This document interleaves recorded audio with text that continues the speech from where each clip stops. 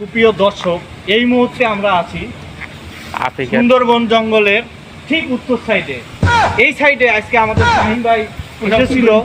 আসার পরে দুইটা কুমিরের সাথে তার মারামারি হয়েছিল। তারপরে যে অবস্থা দেখেন, সে পাগলের মতো হয়ে গেছে। তাকে আর শাহিন ভাই, আপনি ঠিক আছেন?